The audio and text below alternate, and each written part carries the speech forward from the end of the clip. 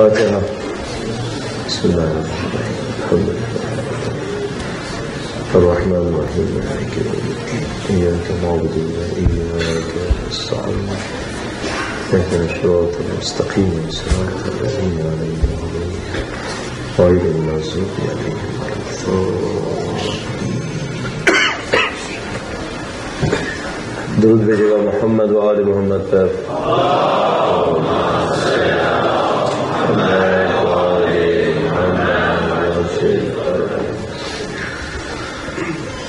أعوذ بالله من الشيطان الرجيم. بسم الله الرحمن الرحيم.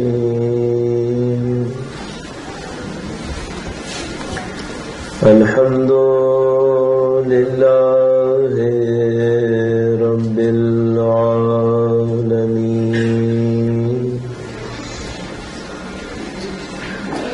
والصلاة والسلام على سيد الأنبياء والمرسلين حبيب إله العالمين بالقاسم محمد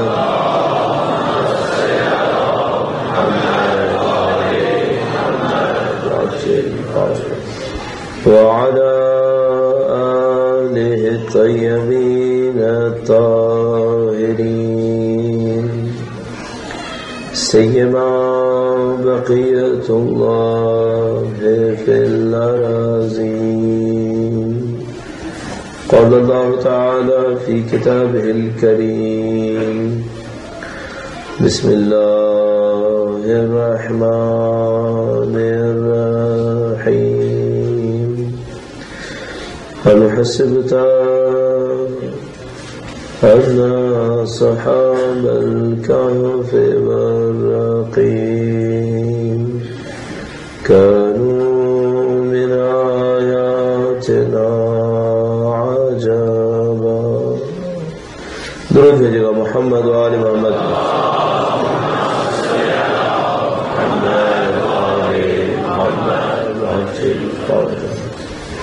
امین کرام شب عاشور ہے. اہل بیت اطہار علیہ السلام کی مصیبت کی گھڑی ہے.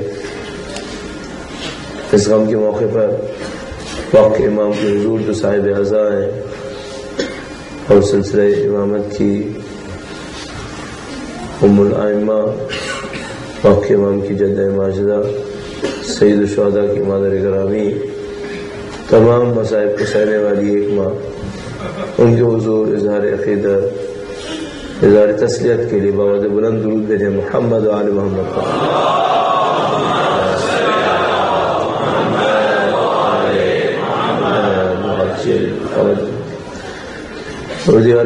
پروردگار عالم کا انتہائی احسان اس نے ہمیں اور آپ کو سید الشہداء سے متصل قرار دیا.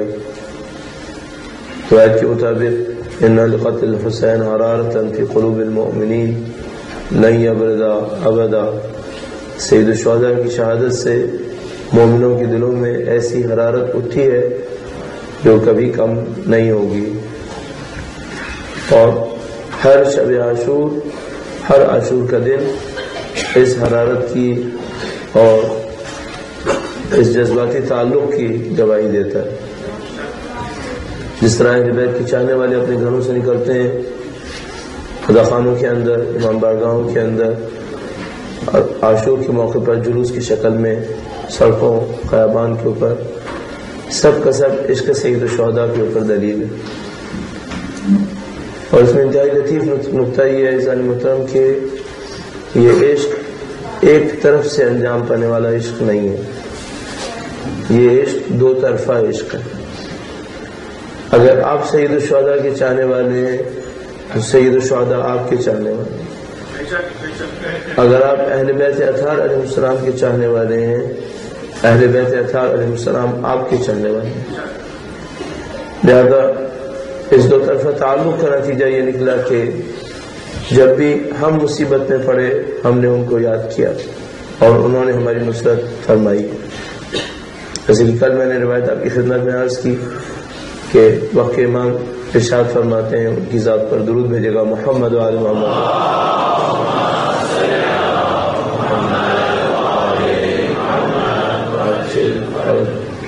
اور اگر ہماری دعائیں ساتھ نہ ہوتی تو دشمن تمہیں کچل دیتے.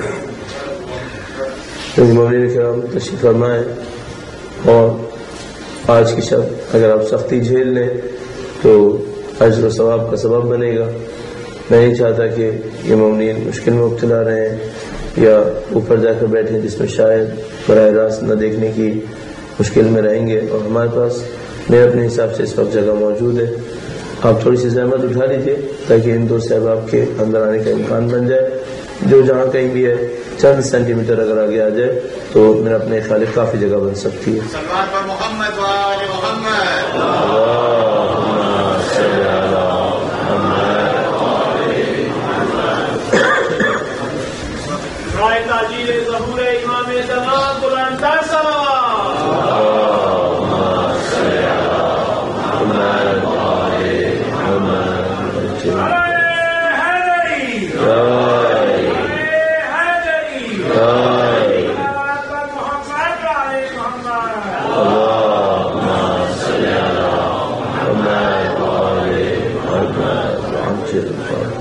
ایک بار پھر درود بھیجے گا محمد و آل محمد پر.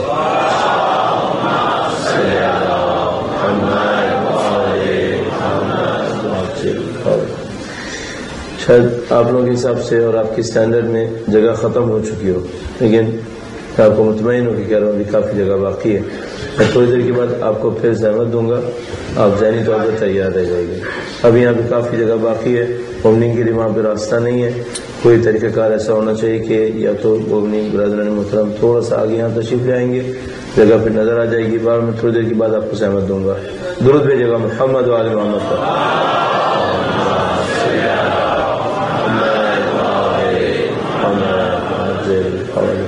ابھی اس طرف بھی کافی جگہ موجود ہے، ہونے کے ہم جانتے ہیں. ایک بار پھر درود بھیجے گا محمد و آل محمد پر.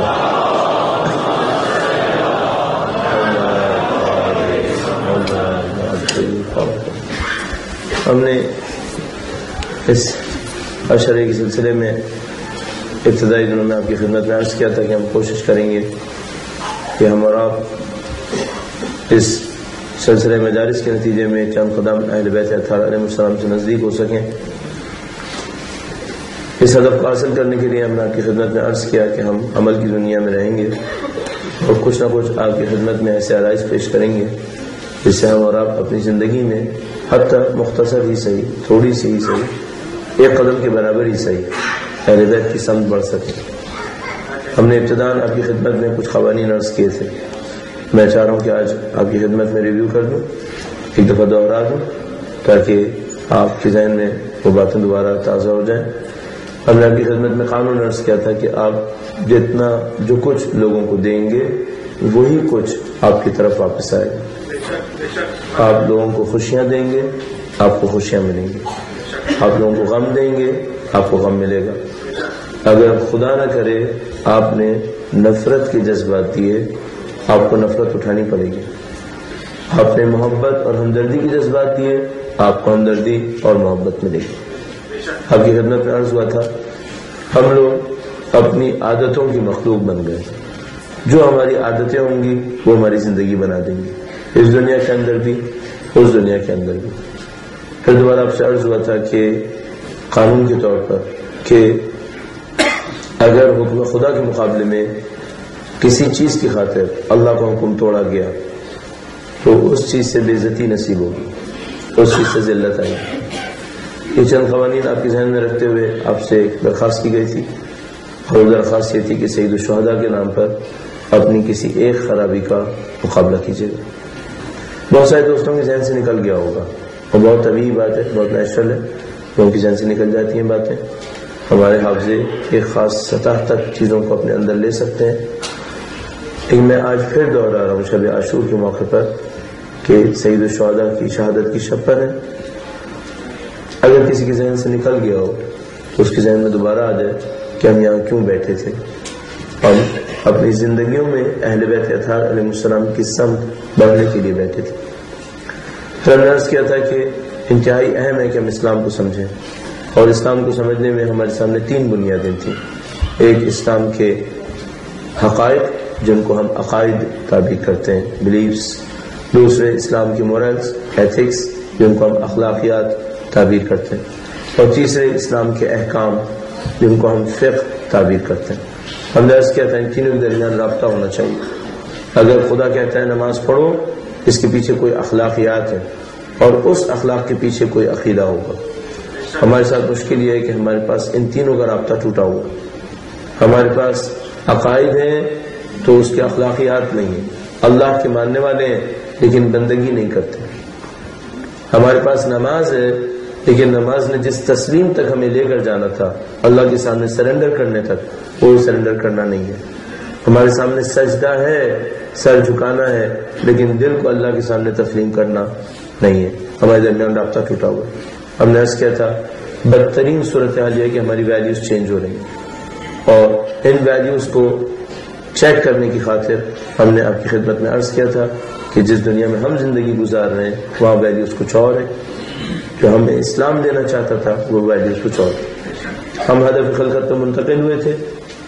آپ کی خدمت میں عرض ہوا تھا قرآن کریم نے 11 قسمیں کھا کر تزکیہ نفس کو قد افلح من زکاہا وقد خاب من دساہا، اس کو ہدف زندگی بیان کیا.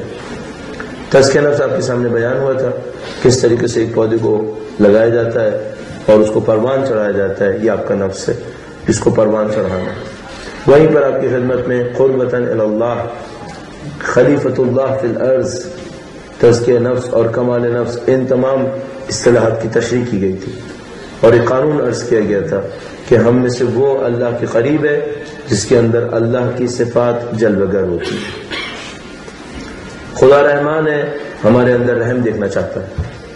وہ خدا خود بخشنے والا ہے، چاہتا ہے ہم بھی بخشیں. وہ خدا خود سچا ہے، چاہتا ہے ہم بھی سچ بولیں.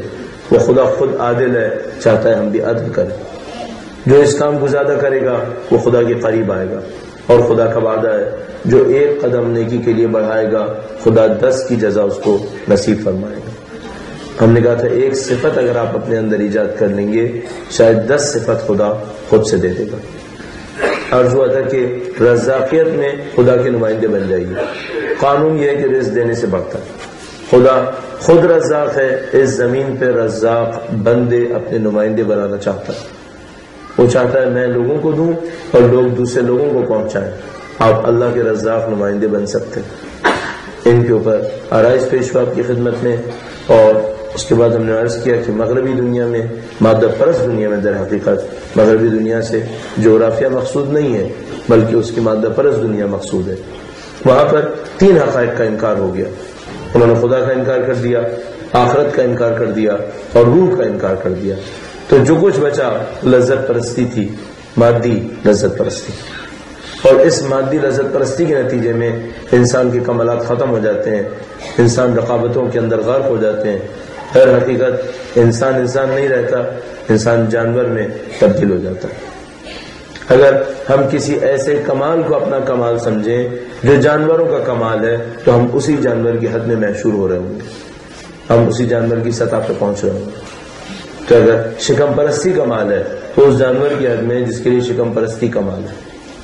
اگر جاہ طلبی کمال ہے، لیڈرشپ کمال سمجھتے ہیں اپنے لیے، تو ہم اس جانور کے ساتھ محشور ہو رہے ہیں جس نے لڑ بھڑ کر اپنے آپ کو دوسروں کے اوپر حاکم بنانا. ہمیں انسانیت کی طرف جانا تھا. ہم نے عرض کیا اہل بیت اطہار علیہ السلام نے کچھ اور لذتیں ہمارے سامنے انٹروڈیوس کروائیں، اور انہوں نے یہ کہا کہ خود کما کر اپنے پر خرچ کرنا اس میں لذت نہیں ہے، اور کما کر دوسروں پہ خرچ کرنا اس میں اصلی لذت. اپنے پیٹ کو بھرنا لذت نہیں ہے، کسی بھوکے کو شراب کر دینا یہ لذت کا کام ہے. اہل بیت نے ہمیں معیار کچھ اور دی. اور اس کے بعد عرض ہوا کہ اگر ہمیں عظمت تک پہنچنا ہے تو ہمیں فرزند زہرا کا انتظار کرنا ہوگا. درود بھیجیں محمد والد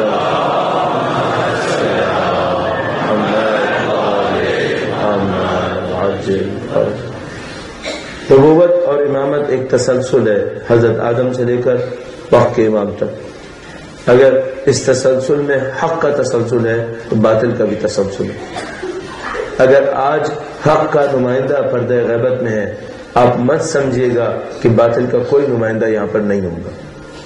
قرآن کریم کتاب تاریخ نہیں ہے، کتاب ہدایت ہے۔ کتاب ہدایت میں اگر نمرود، قارون، فرعون، شداد کے نام لیے ہیں تو اس لیے لیے کہ یہ لوگ مٹے نہیں ہیں، یہ لوگ آج بھی زندہ ہیں۔ کبھی بحرین کے آل خلیفہ بنتے ہیں، کبھی سعودی عرب کے آل سعود بنتے ہیں، کبھی امریکہ اور اسرائیل بنتے ہیں، اور کبھی دنیا کے زرپرست بنتے ہیں جو دولت کی خاطر حق کو خریدنے کی کوشش کرتے ہیں۔ یہ قارون ہوتے ہیں، یہ فرعون ہوتے ہیں۔ یہ کردار میرے اور آپ کے سامنے ہے، اور ان سب کے مقابلے کے لیے فاطمہ کا بیٹا حسین مثلی لا یبایو مثلہ، میرا جیسا اس جیسے کی بیعت نہیں کرے گا۔ سید الشہداء کا قانون ہے، اور اس سے ہم نے حسینیت کو حاصل کیا ہے۔ یہ وہ حسینیت ہے جس کو ہم کہہ رہے ہیں کہ زندہ باد۔ سید الشہداء کا پیغام یہاں پہنچتا ہے کہ اگر تم میرے جیسے ہو، یعنی حسینیت پہ چلنے والے ہو، تمہیں ظلم کا مقابلہ کرنا پڑے گا، تمہیں اپنے دور کے باطلوں سے ٹکرانا پڑے گا۔ تمہارے سامنے فرعون، یزید، نمرود، قارون، شداد کوئی بھی آتا رہے، تم اس کا مقابلہ کرنا ہوگا۔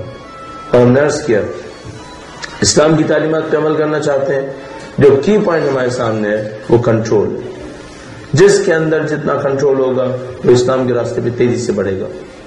اور اگر سید الشہداء کے کوئی راستے پہ چلنا چاہتا ہے، کوئی شخص چاہتا ہے سید الشہداء کے راستے پر چلے، تو پھر سادہ کنٹرول نہیں چاہیے، اس کے ساتھ ایک اور قانون اضافہ ہوگا، اور وہ یہ کہ یہ کتنی قربانی دیتا ہے۔ جب تک میں یہ کہتا رہوں کہ میں کوئی سختی نہیں جھیلوں گا اور حق پہ عمل کروں گا، میں حسینیت کے راستے پہ نہیں آ رہا۔ حسینیت کے راستہ ہی قربانی کا راستہ ہے۔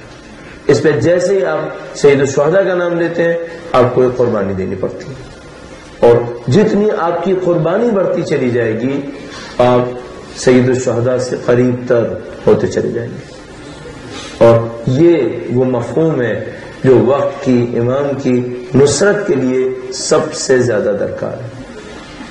اگر کوئی امام کی نصرت کرنا چاہتا ہے، یہ نصرت کیسے ہوگی؟ اصل اس سے پہلے ایک اور اہم سوال ہے، ہم نصرت کے لیے ذمہ دار ہیں یا نہیں؟ نصرت کی ذمہ داری کس طرح کی ذمہ داری ہے؟ اور اس سوال کو میں ایک سادہ سوال میں تبدیل کرتا ہوں، امام کے ظہور میں ہماری کوئی دخالت ہے یا نہیں؟ تشریح عرض کروں گا، درود بھیجیے گا محمد وعلی محمد۔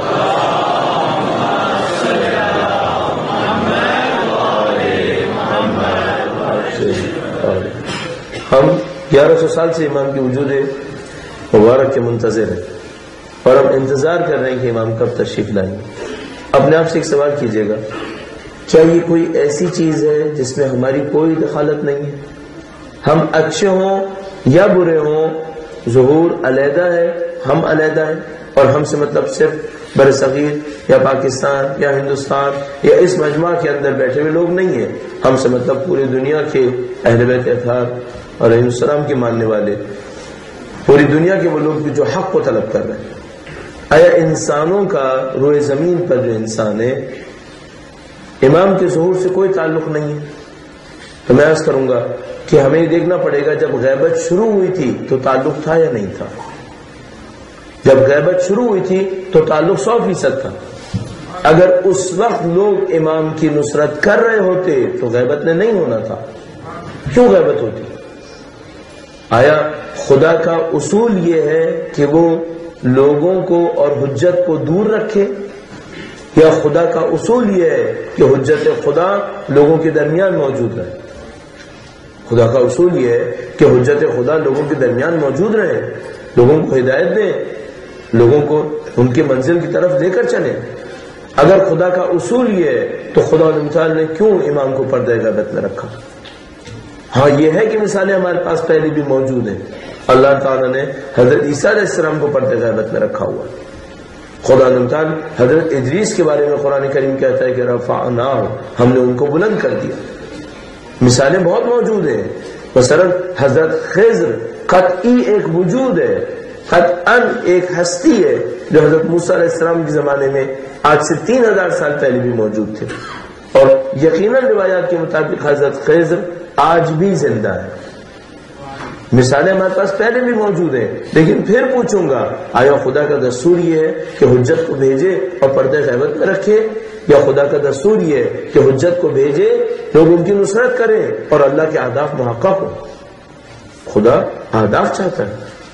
خدا چاہتا ہے کہ جو اس نے دنیا کے لیے عدل و انصاف سوچا ہے وہ حاصل ہو. اگر دنیا کے لوگ 1100 سال پہلے اس زمانے کے اندر وقت کے امام کی نصرت کر لیتے تو کیا غیبت نے ہونا تھا؟ نہیں، غیبت نے نہیں ہونا تھا. پرچم توحید کو پوری دنیا کے اوپر اسی وقت لہرانا تھا. نصرت نہیں کی تو غیبت ہوئی ہے. اور اس کے اوپر دسیوں روایات ہمارے پاس موجود ہیں کہ اگر مثال کے طور پر کبھی ہمارے چھٹے امام محمد جعفر صادق علیہ السلام نے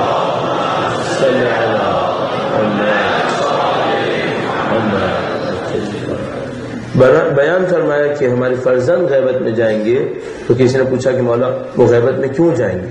فرمایا لقلت الاعوان، اعوان و انصار کی کمی کی وجہ سے، لخوف القتل، چونکہ ان کی جان کو خوف ہوگا اور وہ اللہ کا آخری ذخیرہ ہوگا اور خدا چاہے گا کہ اس کی حفاظت کرے. تو ہم غیبت کے اندر لوگوں کے نصرت نہ کرنے کو دخالت دیتا ہوا دیکھتے ہیں. اگر نصرت کرتے تو نہ ہوتا. اگر غیبت میں دخالت تھی، اب ظہور میں دخالت ہے یا نہیں ہے؟ قطعاً ظہور میں ہماری اور آپ کی تیاری کی 100% دخالت ہے. اور ہماری اور آپ کی تیاری کا مطلب میں نے عرض کیا، ایک جغرافیہ نہیں ہے، ایک قوم نہیں ہے، ایک فکر بھی نہیں ہے. ہر وہ انسان، دنیا کا انسان کہ جو حق کے لیے قربانی دینا چاہتا ہو، چاہے بظاہر اس وقت عیسائی. اور میں عرض کروں گا ہمیں نہیں معلوم امام کے اعوان و انصار دنیا میں کہاں کہاں ہوں گے. اگر صرف ایک مقایسے میں تشبیہاً آپ کی خدمت میں عرض کروں، جب اللہ کے رسول اس پہاڑی کے اوپر گئے اور انہوں نے کہا کہ قولوا لا الہ الا اللہ تفلحوا، کہو کہ اللہ کے سوا کوئی معبود نہیں ہے تم کامیاب ہو جاؤ گے. اعلان نبوت کا پہلا دن. کسی کو معلوم تھا اس نبی کے اعوان و انصار کہاں ہے؟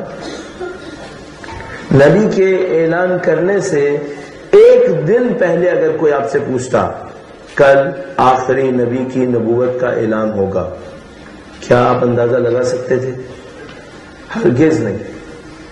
آپ فوراً جواب نہیں کہتے وہ نبی کیسے تشریف لائیں گے؟ انہوں نے پوری دنیا پہ پرچم توحید لہرانا ہے اور پورے مکہ کے اندر ان کی نصرت کرنے والا کوئی نہیں. پورے مکہ میں ان کی نصرت کرنے والا کوئی نہیں. آپ نصرت نہ ہوتا دیکھ کر کہتے کہ کل اعلان نہیں ہوگا، اور ہمیں نہیں پتا ہوتا اس وقت بھی کہ وہ نبی جو کل اعلان کریں گے تو ان کے اعوان و انصار کہاں کہاں سے آ کر جمع ہو جائیں گے. کیا ہم سمجھ سکتے تھے کہ ان کی نصرت کرنے والوں میں ان کا سب سے بڑا امیر اس وقت جنگلوں میں جانوروں کا شکار کر رہا تھا، امیر حمزہ؟ کیا ہم سمجھ سکتے تھے کہ ان کی نصرت کرنے والوں میں ایک بہت بڑا ناصر اپنے گلے میں سلیب لٹکائے اصفہان کے چرچ کے اندر پادری بنا ہوا تھا، حضرت سلمان فارسی؟ کیا ہم سمجھ سکتے تھے کہ ان کی نصرت کرنے والا بہت بڑا ایک ناصر بیابانوں کے اندر جانوروں کو چرا رہا ہوگا اور یہ ابو ذر غفاری ہے؟ کیا ہم یہ سمجھ سکتے تھے؟ اگر کل امام کا ظہور ہونا ہو، ایک دن پہلے کوئی ہم سے پوچھے کل امام کا ظہور ہوگا یا نہیں، میرے خیال میں ہم پھر کہیں گے کہ نہیں ہوگا. ہم اپنی ناقص عقلوں سے کہیں گے کہ نہیں ہوگا. کیوں کہیں گے کہ نہیں ہوگا؟ ان کے متاسفانہ ہم اپنے آپ کو دیکھ کر سمجھ رہے ہوں گے کہ دنیا تیار نہیں ہے، اور ہمیں پتہ نہیں ہوگا کہ شاید امام کی نصرت کرنے والا اس وقت پینٹاگون کی کسی لائبریری کے اندر بیٹھا ہوا ہوگا.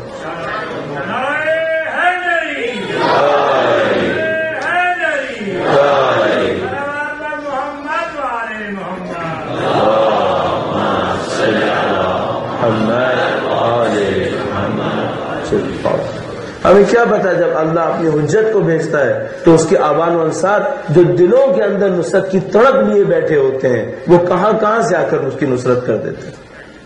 ان میں کوئی یہودی ہوتا ہے، ان میں کوئی عیسائی ہوتا ہے، ان میں کوئی بت پرست ہوتا ہے، اس میں کسی نے سلیب لٹکائی ہوئی ہوتی ہے، کوئی جانوروں کو چرا رہا ہوتا ہے۔ عزیزان محترم، مت سمجھیے گا کہ دین ہمارا انتظار کرے گا، دین ہمارا انتظار نہیں کرے گا۔ اگر ہم نے ساتھ دیا، ہم ساتھ دینے والوں میں شامل ہوں گے، ہم نے ساتھ نہیں دیا تو جو ساتھ دینے والے ہیں وہ ساتھ دے دیں گے، چاہے اس وقت مسلمان نظر نہ آتے۔ میں نے مثال دی آپ کی خدمت، ختم مرتبت کے ساتھ دینے والوں میں کتنے تھے جو اس وقت مسلمان سمجھ میں آتے تھے، سوائے خاندان اہل بیت کے کون تھا جو بتوں کے سامنے سر نہیں جھکاتا تھا؟ کسی کا کچھ پتہ نہیں تھا، کوئی کہیں تھا کوئی کہیں تھا، لیکن یہ سب اپنی اپنی جگہوں سے نکل آئے۔ ان لوگوں میں قدر مشترک کیا تھی، کامن ویلیو کیا تھی؟ یہ سب دنیا کے آزاد انسان تھے، یہ باطل قبول نہیں کرتے تھے، یہ ظلم کو سہنے کی طاقت نہیں تھی ان کے اندر، یہ ظلم کے خلاف فریاد کرتے تھے۔ عزیزان محترم، یہ وہ کامن اسپرٹ ہے جو اس وقت دنیا کے اندر پھیلتی ہوئی نظر آ رہی ہے۔ آج شب عاشور ہے، کیا سید الشہداء کا پرچم دنیا میں لہراتا ہوا نظر نہیں آ رہا؟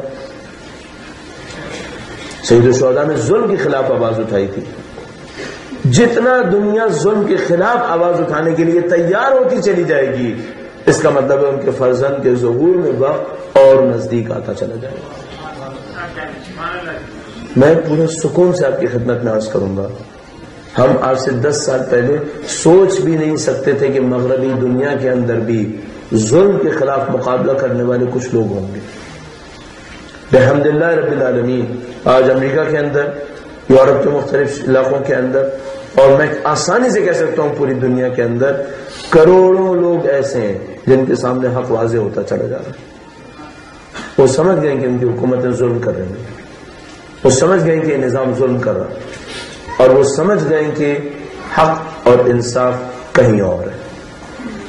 ابھی ان کے سامنے اتنا حق واضح نہیں ہوا کہ یہ اسلام کو پہچان سکیں، اللہ کے نبی کو پہچان سکیں، فرزند امامت کو پہچان سکیں۔ لیکن عزیزان محترم، یہ دنیا کی طبیعت ہے۔ کب حضرت سلمان فارسی کو پتا تھا اللہ کا نبی کون ہے؟ کب حضرت ابو ذر غفاری کو پتا تھا اللہ کا نبی کون؟ یہ لوگ صرف امیدیں اپنے دلوں کے اندر رکھے ہوئے۔ اب میں آپ اور ہم اپنے آپ سے سوال کریں، ہم جو امام کو جانتے ہیں اس نے نصرت کے لیے کیا کیا؟ جو نہیں جانتا اور ڈھونڈ رہا ہے، خدا اس کو ڈھونڈنے کی جزا دے گا، اور جو جانتا ہے اور کچھ نہیں کر رہا ہے اس کے ساتھ خدا کیا کرے گا؟ جو نہیں جانتا وہ خدا کے سامنے کہے گا، خدا میں یہودی خاندان میں پیدا ہوا، میں نے ڈھونڈنے کی کوشش کی، اور میں ڈھونڈتے ڈھونڈتے جہاں تک پہنچا وہ تو جانتا ہے۔ اور خدا ہم سے کہے گا، تم میرے نبی کے اور اس کی اولاد کے ماننے والوں کے خاندان میں پیدا ہوئے تھے، تم نے بچپن سے حجت خدا کا نام سن لیا تھا، تم نے بچپن سے سن لیا تھا کہ تم اس کے مخروض ہو، تم نے بچپن سے سن لیا تھا کہ اس کی نصرت کی ذمہ داری تمہارے اوپر ہے، اور تم نے بچپن سے سن لیا تھا کہ جو حجت خدا کی نصرت کرتا ہے اسے قربانی دینی ہوتی۔ پھر تم نے قربانی کیوں نہیں دی؟ تم نے اپنی زندگی کی کوئی چیز خطرے میں نہیں ڈالی؟ تم سے جب پیسہ طلب کیا گیا تو تم نے بخل دکھا دیا، جب جان طلب کی گئی تو مصلحت پسندی دکھا دی۔ عزیزان محترم، میں آپ کا بھائی ہونے کے ناطے جو 27 سال سے اس دین کو سمجھنے کی کوشش کر رہا، آپ کی خدمت میں عرض کروں گا، اپنے دین کے بارے میں غور کریں۔ آپ پاکیزہ خون کے مخروض ہیں، یہ خون ہمارے لیے سوال ہے اور ہمیں اس کا جواب دینا ہوگا۔ 1400 سال میں جتنی قربانیاں دی گئی ہیں ان سب کا جواب دینا ہوگا، اور ہم سے جواب طلب کیا جائے گا، تم نے اپنے امام کی نصرت کے لیے کیا کیا؟ اب اگر آپ امام کی نصرت کے لیے کچھ کرنا چاہتے ہیں، پہلا کام کہاں سے شروع کریں؟ پہلا کام اپنی پسند اور ناپسند کو اپنے امام کی پسند ناپسند کو قربان کرنا سیکھیں۔ پہلا کام یہاں سے شروع ہوگا۔ مت کہیں میری پسند یہ ہے، امام کی پسند یہ ہے. آپ کہیں جو امام کی پسند ہے بس وہی میری پسند ہے. یہاں سے شروع کریں. ایسا نہیں ہوتا. میں نے بہت تجربے کرنے ہیں سیمینارز کے, ایکیڈیمک ڈسکشنز کے, اسکالرک انٹلیکچوئل ڈسکشنز کے. ان سب کے بعد میں اس نتیجے پر پہنچا ہوں اگر ایک جملہ آپ کی روح تک پہنچے وہ 1000 تقریروں پر بھاری ہے جو آپ کی روح تک نہیں پہنچے. مجھے ایک جملہ آپ کی روح تک پہنچانا. آپ کی پسند ناپسند امام کے تابع ہونی چاہیے. آپ زندگی میں جو فیصلہ بھی کر رہے ہیں ضرور کیجئے, صرف ایک سوال اپنے آپ سے پوچھ لیجئے گا, یہ امام زمانہ کو پسند ہے یہ جو میں کرنے جا رہا ہوں؟ اور اس سادہ سوال کو اپنے لباس, اپنی تعلیم, اپنے سونے کے اوقات, اپنی ہر پسند ناپسند کے اوپر لگاتے چلے جائیے. آپ کوئی چیز کھانے جا رہے ہیں, پوچھے گا یہ امام کو پسند ہے کہ میں کھا لوں؟ آپ کچھ دیکھنے جا رہے ہیں, پوچھے امام کو پسند ہے کہ میں دیکھوں؟ آپ زندگی میں کوئی سفر کرنا چاہتے ہیں, پوچھے امام کو پسند ہے؟ اگر یہ ہو گیا اور آپ میں سے کچھ لوگ یقیناً اس کی جد و جہد کریں گے, یہ فرش اعضاء ہے, میرا دل کہتا ہے یہ فرش اعضاء ہے, اس میں تاثیر میری نہیں ہے, حسین کی خون کی تاثیر. اگر تاثیر میری ہوتی تو پھر کوئی نتیجہ نہیں نکلنا تھا. چونکہ یہ فرش اعضاء ہے, اس میں تاثیر سید الشہداء کی, اور میں اس تاثیر کے ثواب میں شریک ہونا چاہتا ہوں. لہٰذا میں آپ کی خدمت میں عرض کروں گا اپنی پسند ناپسند کو تبدیل کر. آپ جب بھی کچھ پسند کرنے لگیں زندگی کے کسی بھی فیصلے کو لے لیجئے, سادہ ترین فیصلے سے لے کر پیچیدہ ترین فیصلوں تک. آپ نے جو کیلکولیشنز کرنی ہے کیجئے, آپ نے جو چیک اینڈ بیلنس کرنا ہے وہ سارے کر لیجئے, اور آخر میں باٹم لائن میں جب بالکل فیصلہ کرنے لگے اپنے آپ سے پوچھے گا 1 منٹ کے لیے بتاؤ یہ امام کو پسند آئے گا؟ اگر امام کو پسند آئے اپنے آپ کو مبارکباد دیجیے گا کہ آپ اپنی تمام تر کیلکولیشن کے بعد امام کی پسند تک پہنچ گئے. اور اگر امام کو پسند نہیں آئے گا آپ صرف اپنا نقصان کریں گے وہاں جا کر. آپ اس فیصلے کے ذریعے سے صرف اپنا نقصان کریں گے. کیوں؟ ایسا ہو ہی نہیں سکتا کہ کوئی چیز امام وقت کو پسند نہ آئے اور اس میں کوئی فائدہ رہ گیا ہو. آپ کو کوئی فائدہ نصیب نہیں ہوگا. اگر خدا نہ کرے نعوذ باللہ اگر کوئی یہ سمجھتا ہے مثلا میں فسق و فجور دیکھوں گا, امام کو پسند نہیں ہے, چلو مجھے کوئی خوشی تو مل جائے گی, قطعاً کوئی خوشی نہیں ملے گی, صرف شیطان کے دھوکے میں پھنسیں گے, قطعاً کوئی خوشی نصیب نہیں ہوگی. اللہ کے قانون کے خلاف ہے. یہ بالکل ایسے ہی ہے جیسے کوئی یہ کہے کہ میں آگ کھاؤں گا تاکہ پیاس بجھ جائے. آگ سے پیاس نہیں بجھے گی, آگ سے پیاس بڑھے گی, اور جتنی پیاس بجھنی ہے وہ امام کی محبت سے بجھنی ہے, ان کی پسند سے بجھنی ہے. عزیزان محترم, آج کی شب میں اہم ترین پیغام جو آپ کی خدمت میں عرض کرنا چاہتا ہوں وہ یہی ہے. اگر آپ اس کو اپنی زندگی کے اندر اختیار کرنے کی کوشش کر لیں, اس سادہ سے کام کو, آپ کی زندگی ایک نئے رخ کے اوپر چلنا شروع ہو جائیں گے, اور قدم قدم آپ امام کے نزدیک جانا شروع کر دیں گے. اور عزیزان محترم, مطمئن ہو کہ آپ کی خدمت میں عرض کر رہا ہوں, اگر کچھ فیصلوں میں, کریٹیکل ڈیسیشنز میں آپ نے امام کی پسند کو ترجیح دے دی, پھر باقی زحمت آپ نے نہیں کرنی, امام خود آپ کا ہاتھ تھام لیں گے. وہ ہادی برحق ہے, وہ خود آپ کا ہاتھ تھامیں گے, آپ کی زندگی کو ایسے رخ پر لے چلیں گے جو آپ کو سمجھ میں نہیں آئے گا کہ آپ کو ہدایت ملی کیسے. آپ نہیں بولیں گے, امام کے اشارے سے بولیں گے. آپ جن باتوں کو آپ کہہ رہے ہوں گے آپ نہیں جانتے ہوں گے یہ میرے دماغ میں کیسے آئیں گے, امام کی برکت سے بولیں گے. آپ کو صرف چند بنیادی فیصلے اپنے امام کی تبعیت میں کرنا, ان کی پیروی میں کرنا. خدا مجھے اور آپ کو توفیق نصیب فرمائے انشاءاللہ. درود دیجیے گا محمد و آل محمد.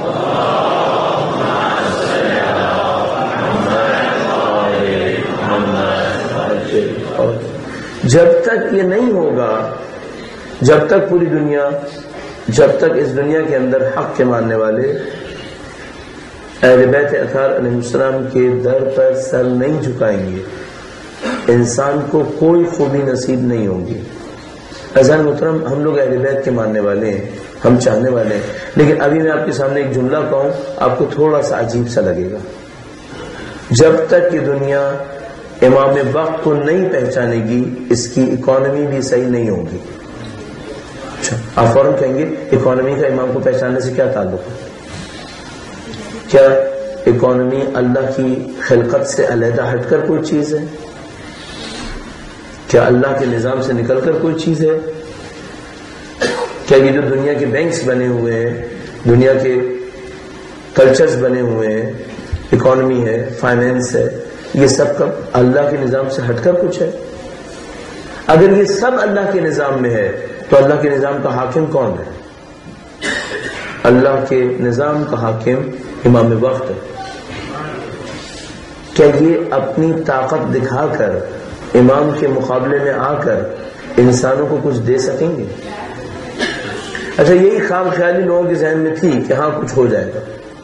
یقین فرمائیے ہمارے پاس روایات کے اندر موجود ہے، جب معاویہ بن ابی سفیان کوفہ کے اندر داخل ہوا امام دوم کی حیات طیبہ میں صلح کے بعد، تو لوگوں نے کہا کہ علی حق پر ہیں، اولاد علی حق پر ہیں، لیکن معاویہ دولت خوب دیتا ہے، پیسہ خوب دیتا ہے۔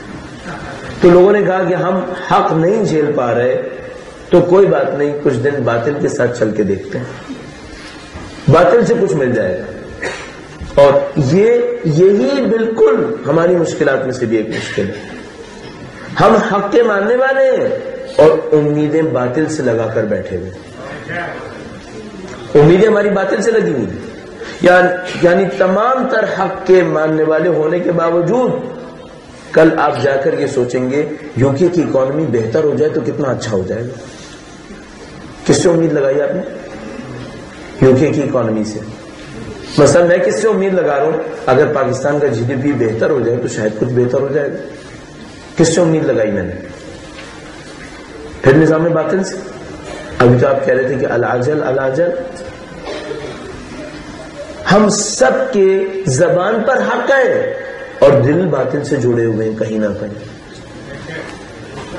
ہم لوگ ابھی تک اس بات کو نہیں سمجھ پائے کہ نظام خدا کا ہے، حاکم حجت خدا ہے، کچھ نہیں ہے اس کے سوا یہاں پر۔ یقین فرمائیے ہماری اور آپ کی یہ حالت ہے کہ اگر ہم کسی ایک آفس میں جاتے ہیں اور وہاں پر کوئی سامنے آفیسر بیٹھا ہوا ہے جس نے کوئی اسٹیمپ لگانی ہے اور وہ اسٹیمپ نہیں لگی تو ہمارا کام خراب ہو جائے گا، تو تھوڑی دیر کے لیے ہم اسے بہت معذرت کے ساتھ چھوٹا سا خدا سمجھنے لگتے ہیں، یہ لگائے گا تو ہوگا۔ یہ شرک ہے، یہ شرک ہے۔ صرف وہ ہوگا جو خدا چاہے گا، یہ چاہے یا نہ چاہے، یہ کچھ نہیں ہے۔ ہمارے دلوں میں چھوٹے چھوٹے بت بسے ہوئے ہیں اور ان بتوں نے ہمیں ان بندوں کی بندگی میں مبتلا کر دیا، خالق کی بندگی سے نکالا۔ اور جو سید الشہداء کا پیغام تھا وہ کیا تھا؟ سید الشہداء نے، اور کیا خوب بیوی نے فرمایا جب کوفہ میں پہنچی اور جب وہ شام کے دربار میں پہنچی،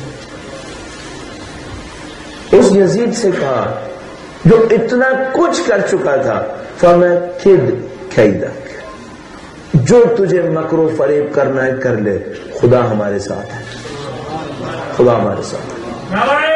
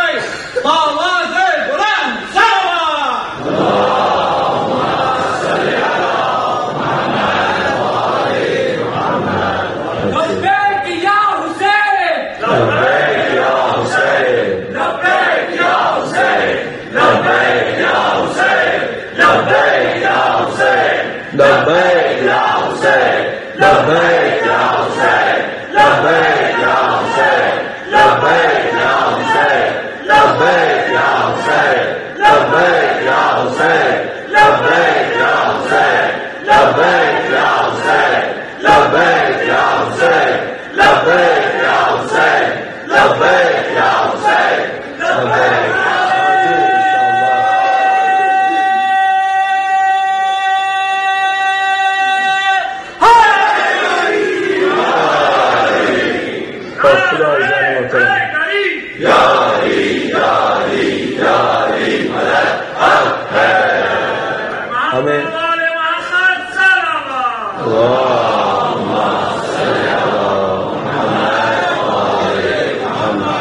ہمیں عمل میں جد و جہد میں اسی درسگاہ کی ضرورت ہے.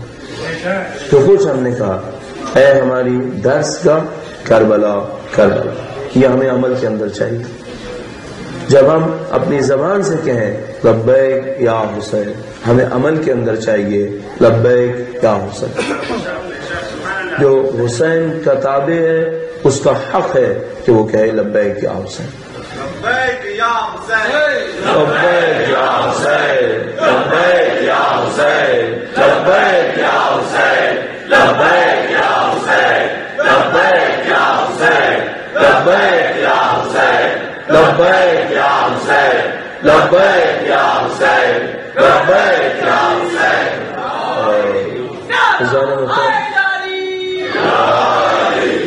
آپ کو ہمیں اپنی زندگی میں اس سمت بڑھنا ہے. ہماری زندگی کا ہدف مقصد ہماری زندگی کا نچوڑ جب تک یہ نعرہ ہماری زندگیوں کے اندر نہیں آیا ہماری زندگی ادھوری ہے. ہماری زندگیاں اس طرف بڑھنی ہیں اور الحمدللہ رب العالمین یہ پوری دنیا حسینیت کی سمت بڑھتی ہوئی نظر آ رہی ہے. اگر ہم آج سے 40 سال پہلے ہوتے تو شاید اپنے اندر تنہائی کو احساس کرتے، لیکن الحمدللہ آج جب ہم دنیا کے نقشے کی طرف سر اٹھا کے دیکھتے ہیں ہم دیکھتے ہیں پوری دنیا سے یہ طلب ابھر رہی ہے کہ ہمیں حسینیت کی سمت بڑھنا ہے. اور اس میں انتہائی بنیادی کردار میرے اور آپ کے اس وقت کے فیصلے ہیں. آج میرے پاس آخری دن ہے اور مجھے اپنے موضوع کو اختتام تک لے کے جانا ہے. یہ عظمت انسان ہے کہ وہ سید الشہداء کے راستے کا انتخاب کرنا ہے. اور میں آپ کو مطمئن ہوں کہ عرض کر رہا ہوں انسان محترم آپ سخت مشکلات سے گزریں گے. یہ دسمبر 2011 ہے اور مجھے اچھی طرح پتا ہے کہ یہاں بہت ریکارڈنگز ہوتی ہیں. میں آپ کو مطمئن ہو کے کہہ رہا ہوں آپ آسانی سے نہیں رہیں گے، آپ بہت سختیوں سے گزریں گے. اگلے 4-5 سالوں میں آپ بہت خون بہتا دنیا میں دیکھیں گے اور بہت مشکلات خود بھی تحمل کریں گے. لیکن ان سب کے پیچھے ایک امید ہمارے سامنے ہے، وہ یہ کہ ہم نے عہد کیا تھا کہ ہاں ہم قربانی دیں گے. مجھے بعض اوقات فخر ہوتا ہے اس بات کے اوپر کہ میں اس ماں کی گود میں پلا ہوں جس نے ہمیشہ یا حسین کا. ہمیں فخر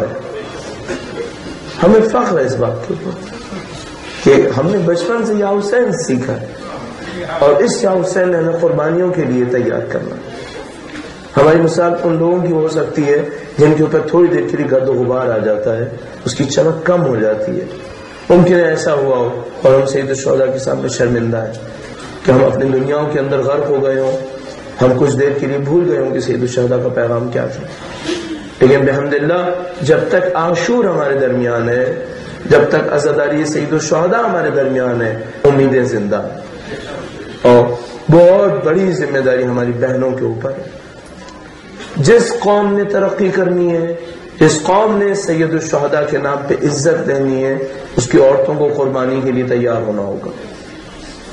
یہ ہماری بہنوں کے اوپر ہے. اور میں مطمئن ہوں کہ آپ کی خدمت میں عرض کر رہا ہوں، میں 16 سال سے کراچی کے اندر ہوں، مختلف ڈیولپمنٹس کو آبزرو کرتا ہوں.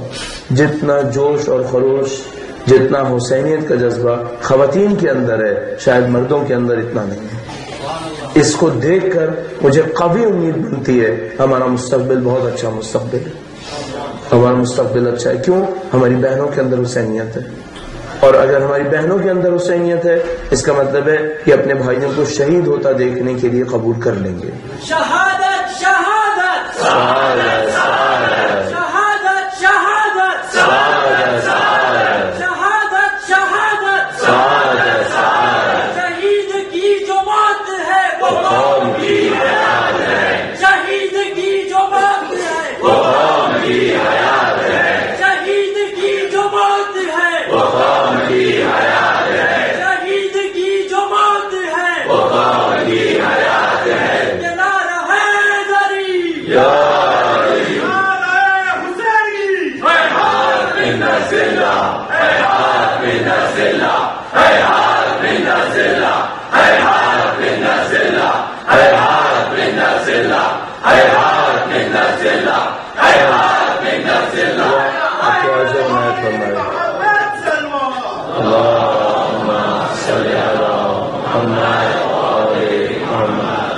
محترم اب یقین فرمائیے کہ جو بھی نہیں چاہیں گے کہ اسلام آپ کے درمیان رہے، جو بھی نہیں چاہیں گے کہ حسینیت آپ کے درمیان آئے، وہ ان تمام نعروں کو کاؤنٹ کریں گے، ان تمام نعروں کو کاؤنٹ کریں گے۔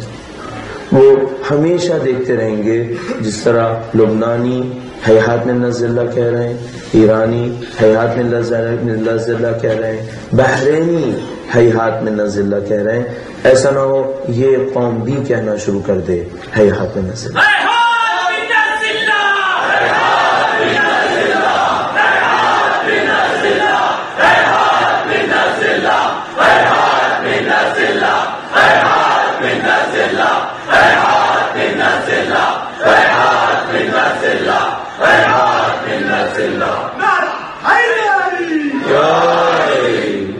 ہر کلام کا آغاز حسینیت اور امیر المومنین کا نام ہے، سب کچھ وہیں سے، سب کچھ وہیں سے۔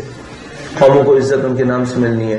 شب عاشور ہے، آپ کو ظاہر آگے پروگرامس کے اندر بھی جانا ہے، اور میں بار بار چاہ رہا ہوں کہ میں اس کو بحث کو اختتام تک لے کر جاؤں، لیکن میں پھر آپ کی خدمت میں عرض کروں گا یہ ساری چیزیں کاؤنٹ ہوں گی، وہ یہ سب دیکھیں گے کہ آپ نے کیوں ہے ہاتھ میں نزل اللہ کا، اور وہ اس بات سے ڈریں گے کہ کہیں ایسا نہ ہو کہ یہ قوم بھی اگلی قوم بنے عزت کا پیغام سیکھنے، وہ اسے ڈریں گے۔ اور یقین فرمائیے وہ کاؤنٹ کریں گے کہ میں نہیں کہہ رہا کہ آپ دوبارہ نعرہ لگانا شروع کریں کیونکہ ہمارے پاس وقت بہت کم ہے، وہ سب کاؤنٹ کریں گے کتنے مردوں نے لگایا، کتنی عورتوں نے لگایا، سب کاؤنٹ کریں گے اس بات کو۔ وہ سب اس بات کو دیکھیں گے کہ جب یہ نعرہ لگا رہے تھے جبر سے لگا رہے تھے یا دل سے لگا رہے تھے، وہ ان سب باتوں کو کاؤنٹ کریں گے۔ یہ ایکسپرٹس ہیں، ہمیں گفتگو کو اختتام تک لے کے جانا ہے، میں بہت معذرت چاہتا ہوں کہ مجھے گفتگو کو اختتام تک لے کے جانا ہے۔ وہ ایکسپرٹس ہیں، وہ ایکسپرٹس ہیں آپ کی مینٹالٹی کو چیک کرنے میں، آپ کے بیہیویئر کو چیک کرنے میں، آپ کے بیہیویئر کو پریڈکٹ کرنے میں۔ آپ صرف سید الشہداء کا نام لیں اور خاموش ہو جائیں گے یا نہیں، آپ سید الشہداء کا نام لیں گے، طاقت حاصل کریں گے اور ظلم سے ٹکرائیں گے، وہ یہ سب چیزیں کاؤنٹ کریں گے، سب چیزیں کاؤنٹ کرتے ہیں۔ اسی کو کاؤنٹ کرنے کے بعد کچھ کو بولنے کی اجازت دیتے ہیں اور کچھ کی زبانیں کاٹ دیتے ہیں، یہ ان کا طریقہ کار ہے۔ اگر وہ اپنے لیے خطرہ دیکھتے ہیں کہ نہیں یہ وہ لوگ ہیں جو قوم کو جگا دیں گے، قوم کو بیدار کر دیں گے، قوم کے اندر نئی امنگ ڈال دیں گے، یہ ان کی زبانیں کاٹ دیتے ہیں۔ اور ہمارے پاس کٹی ہوئی زبانیں اور کٹے ہوئے سر بہت ہیں، اور ہمیں ان کٹے ہوئے سروں پہ فخر ہے، الحمدللہ، ہمیں اس میں کوئی مشکل نہیں ہے، الحمدللہ، کیونکہ ہم نے ایک مفہوم سیکھا ہے، وہ یہ کہ جب ہم میں سے کوئی سربلند شہید ہوا ہے قوم کو عزت ملی ہے، جب بھی کوئی سربلند انسان شہید ہوا ہے قوم کو عزت ملی ہے۔ سید الشہداء سے ہم نے یہی سیکھا ہے، ان کی اولاد طاہرہ نے ہمیں یہی سکھایا، ان کے شاگردوں نے ہمیں یہی سکھایا کہ شہادت سے مت گھبراؤ، چاہے چھوٹی جان چاہے بڑی جان، قیمتی جان، ہر جان قیمتی ہے، جو سید الشہداء کے راستے میں جان جائے قیمتی۔ اور بحرین کا معاملہ بھی آپ کے سامنے ہے، کیوں ان بہنوں کے اوپر ظلم ہو رہا ہے، کیوں اس خواہر کے اوپر بہن کے اوپر ظلم ہوا ہے؟ کیا اس وجہ سے کہ اس نے مثال کے طور پر گاڑی کے اندر ایک ترانہ لگایا ہوا تھا جو قومی ترانہ تھا اور اس سے جوش و جذبہ لے رہی تھی؟ نہیں، اس پہ نہیں ہوا۔ اس کے اوپر تشدد اس لیے ہوا ہے کہ جب پولیس نے اس کو ڈرانے کی کوشش کی تو یہ ڈری کیوں نہیں، اس لیے اس پہ تشدد ہوا۔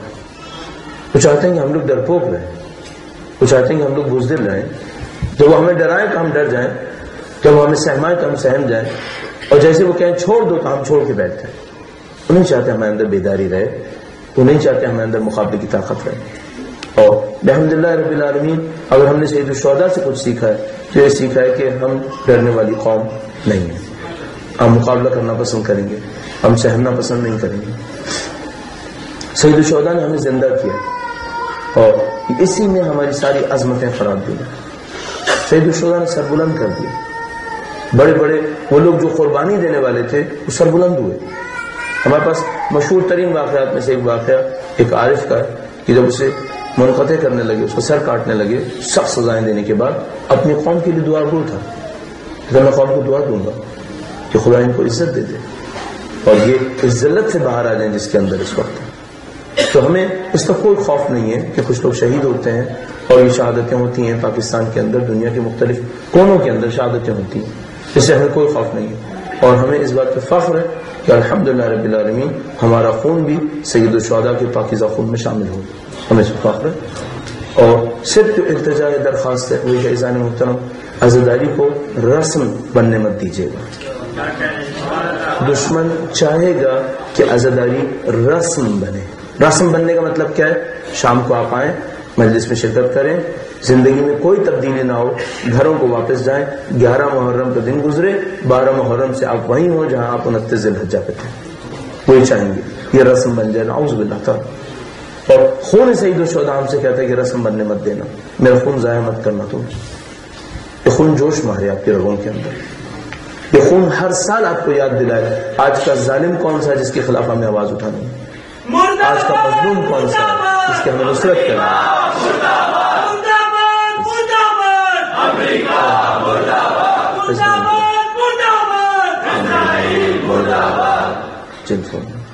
امام کی نصرت کے لیے، امام کے ظہور میں تعجیل کے لیے درود بھیجے محمد و آل محمد۔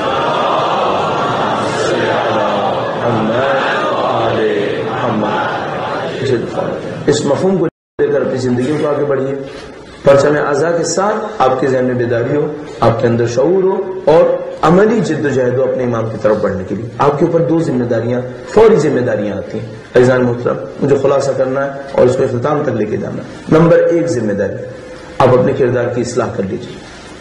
آپ کے اندر وہ ہو جو سید الشہداء چاہتے ہیں۔ اگر اندرونی طور پر آپ جہاد نہ لڑ سکے، آپ باہر کسی سے نہیں لڑ پائیں گے۔ سید الشہداء شب عاشور کچھ کہہ رہے ہیں، یہ مجھے اور آپ کو سمجھ جانا چاہیے۔ پہلی چیز، اپنے اندر اصلاح ہونی چاہیے، ساتھ ساتھ باہر کے دشمن سے لڑنے کی طاقت ہونی چاہیے، قربانی کا جذبہ ہونا چاہیے، شہادت کی طلب ہونی چاہیے، سید الشہداء کے راستے پہ چلتے۔ یہ مردوں کے اندر بھی ہونا چاہیے اور مردوں سے زیادہ خواتین کے اندر ہونا چاہیے، کیونکہ ہمارے بچوں کو وہ منتقل کر رہی ہیں۔ یہ اہم ترین ذمہ داری میں سے اللہ کے ساتھ رابطہ ہونا چاہیے، معنویت ہونی چاہیے۔ ہر آپ اور میں، ہر فرد ذمہ دار ہے ہر دن خدا کے ساتھ کسی نہ کسی رابطے کے اندر ہے، کسی نہ کسی طریقے سے مناجات کے ذریعے سے اس کی آنکھوں سے چند آنسو خدا کی راہ میں ضرور نکلے۔ اس سے ہم اور آپ ان تمام چیزوں کے لیے تیار ہو جاتے ہیں جو سید الشہداء ہم سے مانگیں۔ اور عزیزان محترم، میں اپنے بیان کو اختتام پذیر کروں گا۔ شب عاشور ہے، آج شب عاشور ہے۔ سید الشہداء کی زندگی میں جو سب سے بڑا معرکہ ہونا ہے، آج رات اس کی تیاری کی رات انجام پا رہی ہے۔ شب عاشور عجیب رات ہے۔ اہل بیت اطہار علیہ السلام نے سید الشہداء کو تیار کیا اس قربانی کے لیے، اور آج سید الشہداء اپنے اصحاب کو تیار کر رہے ہیں کہ اب یہ قربانی کی طرف جا رہے ہیں۔ بڑی عجیب روایات شب عاشور کے لیے ہیں ہمارے پاس، اور روایتوں میں سے ایک روایت یہ ہے کہ سید الشہداء ایک موقع پر دشمن کا جائزہ لینے کے لیے خود ایک گھوڑے پہ سوار ہوتے ہیں اور ایک قدرے خاموش علاقے کی طرف جاتے ہیں، وہاں سے دیکھنے کے لیے کہ دشمن کہیں وہاں سے حملہ کرنے کی کوشش تو نہیں کرے گا۔ سید الشہداء تنہائی میں اس طرف بڑھ جاتے ہیں۔ نافع بن حلال دیکھتے ہیں کہ سید الشہداء تنہائی میں اس طرف جا رہے ہیں، وہ پیچھے پیچھے جاتے ہیں۔ ایک موقع پہ سید الشہداء آواز دیتے ہیں، کہتے ہیں اے نافع میرے سامنے آ جاؤ۔ نافع سامنے آتے ہیں اور سید الشہداء کے سامنے جب نافع پہنچتے ہیں تو کہتے ہیں مولا میں چاہتا تھا کہ آپ تنہا نہ ہو، کہیں دشمن آپ کے لیے کوئی برا قصد نہ کر ڈالے۔ اس کے بعد نافع کو سید الشہداء ایک جگہ دکھاتے ہیں، سید الشہداء ایک جگہ دکھاتے ہیں جہاں پہ کوئی دشمن نہیں تھا، بالکل خالی علاقہ تھا۔ نافع سے کہتے ہیں اے نافع، کیا تو یہ چاہے گا کہ اس تنہائی سے فائدہ اٹھا کر باہر چلا جائے اپنی جان بچا لے؟ نافع جیسے یہ سنتے ہیں قدموں میں گر جاتے ہیں، کہتے ہیں مولا مجھ سے کوئی خطا ہوئی ہے کیا، میں نے کوئی غلطی کی ہے؟ آپ مجھے کیوں بھیجنا چاہ رہے ہیں مولا؟ ایسا میں تو شب عاشور بڑی عجیب رات ہے۔ نافع کہتے ہیں میں نے مکالمہ پورا کیا تو مجھے یوں لگا جیسے رات کی تاریکی میں کسی خاتون کے رونے کی آواز آ رہی ہے۔ نافع نے امام سے کہا کہ مولا مجھے یوں لگ رہا ہے جیسے کوئی خاتون کربلا میں رو رہی ہے۔ سید الشہداء نے بس ایک جملہ کہا، اے نافع تو نے نہیں پہچانا یہ میری ماں ہے۔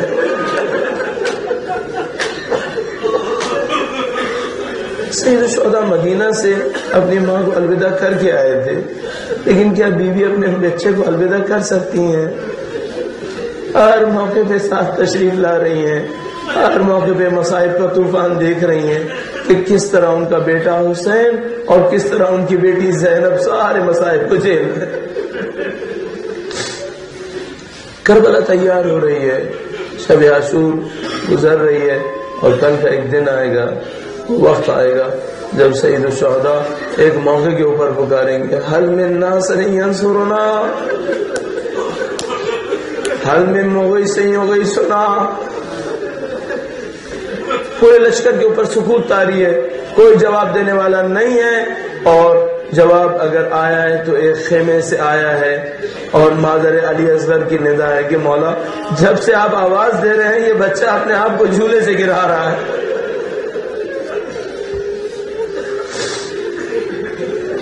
خون مظلوم علی اصغر۔ سید الشہداء علی اصغر کو سب سے آخر میں کیوں لائے ہمیں نہیں معلوم، باخیال جب کربلا کے لیے لوگ چل رہے ہوں گے مدینہ سے تو علی اصغر کا سن چند ہفتے ہوگا، چند ہفتے کا سن۔ کسی کو نہیں پتا تھا کہ ایک مجاہد گودوں میں بھی ہے، ایک مجاہد گود میں بھی ہے، یہ کسی کو نہیں پتا تھا۔ سید الشہداء حضرت علی اصغر کو کیوں لے کر آئے؟ سید الشہداء علی اصغر کی مظلومیت سے دلیل لینا چاہ رہے ہیں، دلیل لینا چاہ رہے ہیں۔ میں آپ کی خدمت میں عرض کروں گا مسائل میں۔ علی اصغر کے پاس آتے ہیں، بیوی فرماتی ہیں کہ مولا جب سے آپ نے ندا دی ہے بچہ بار بار اپنے آپ کو جھولے سے گرا رہا ہے۔ سید الشہداء نے بس ایک جملہ کہا یہ بچہ مجھے دو، شاید میں پانی پلا کے لے آؤں، شاید میں پانی پلاؤں۔ بس میں ایک موقع کے اوپر رک جاتا ہوں بعض اوقات، وہی کہ خدایا تو نے قرآن کریم میں لکھا تھا کہ جب ہم نے مادر موسیٰ سے کہا کہ بچہ پانی پہ ڈال دے تو تو نے ایک صندوق تیار کروایا تھا، اور ماں کا کام بس اتنا تھا صندوق میں بچے کو رکھ دے، اور تو نے وعدہ کیا تھا کہ میں بچے کو واپس لاؤں گا۔ خدایا اس موقع پر کہتا ہے میں نے موسیٰ کی ماں کے دل کو مضبوط کر دیا تھا، ورنہ وہ بچے کو نہیں رکھتی تھی۔ اب میں کہوں گا خدایا بس تو اتنا بتا دے تو نے علی اصغر کی ماں کے دل کو کتنا مضبوط کیا تھا۔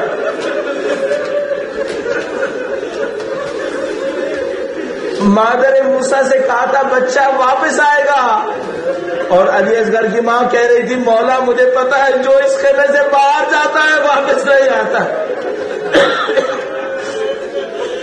مادر علی اصغر کو پتا تھا جو خیمے سے باہر جائے گا تو کبھی واپس نہیں آئے گا، ماں کا بچہ ہے میرا۔ مادر علی اصغر نے بس اتنا کہا مولا جو باہر جاتا ہے وہ واپس نہیں آتا، اور میرا لخت جگر تو بس 6 ماہ کا ہے، کیا یہ بھی مرے گا؟ اور کوئی سوال نہ کیا۔ سید الشہداء نے بچے کو لیا اور بچے کو لے کر میدان جنگ کے اندر تشریف لے آئے۔ کربلا کے مار کے بڑے امتحان لیتی ہے۔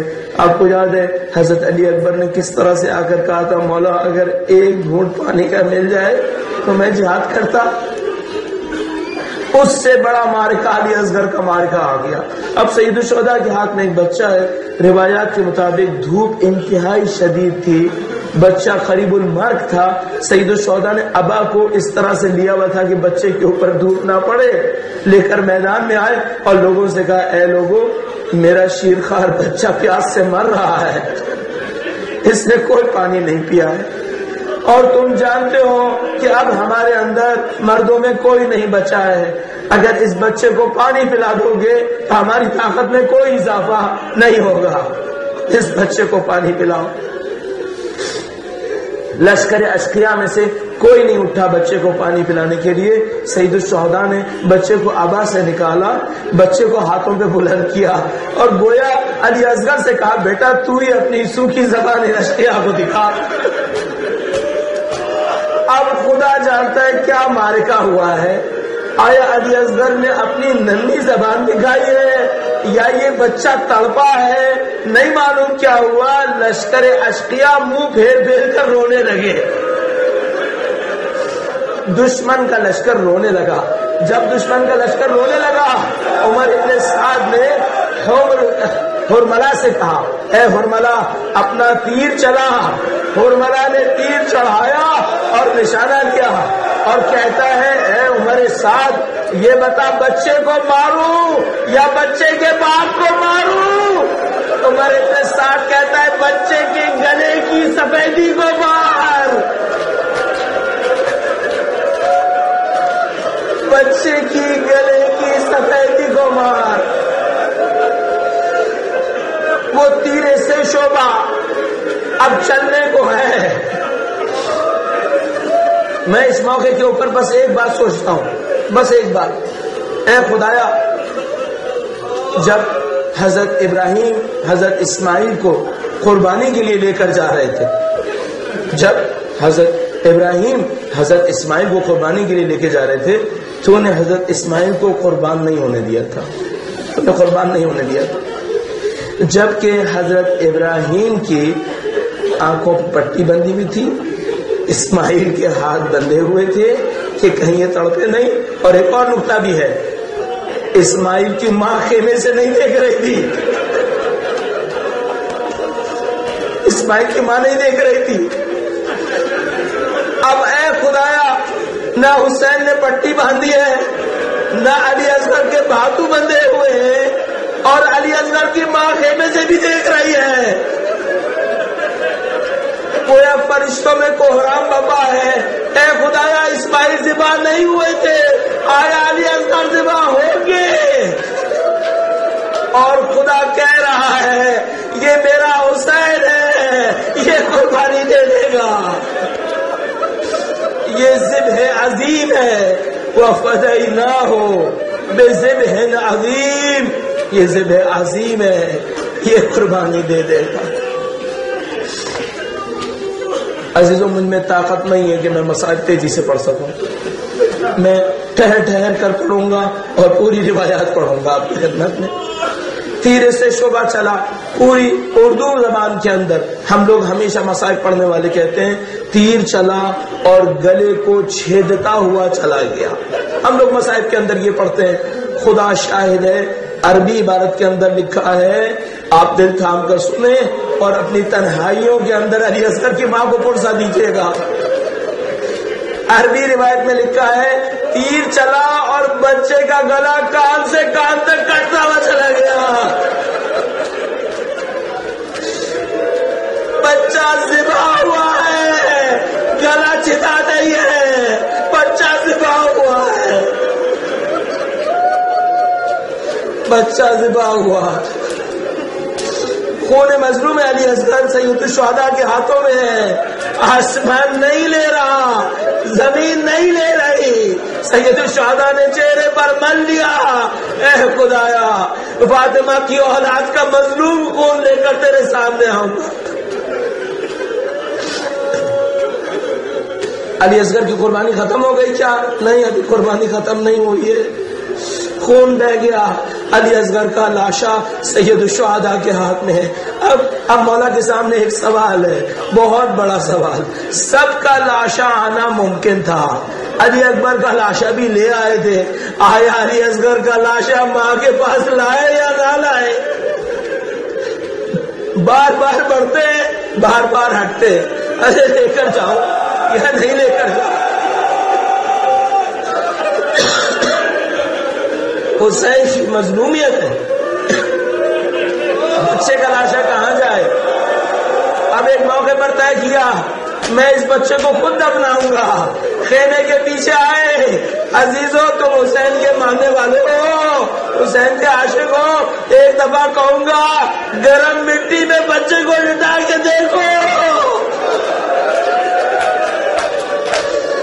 شیبہ کا خشک لاشا گرم مٹی میں لٹایا ہے, گرم مٹی اوپر سے ڈالی ہے.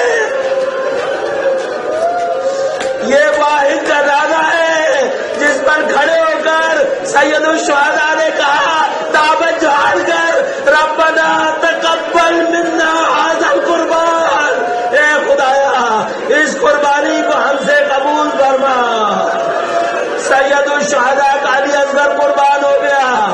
کوفہ میں اسرا لوگوں سے کہا تھا کہ یہ لوگ باغی ہیں، مجھے نہیں معلوم علی اصغر کا سر کوفہ گیا یا نہیں گیا، لیکن ہمیں معلوم ہے جب اسرا کا کہا کہ یہ باغی ہیں، کوفیوں کو پتا چلا ان کے درمیان 6 ماہ علی اصغر بھی مرا ہے۔ کوفی کھڑے ہو گئے اور کہا بتاؤ اگر سب نے بغاوت کی ہے تو کیا 6 ماہ کا بچہ بغاوت کرتا ہے؟ اس کو کس جرم میں مارا؟ ماتم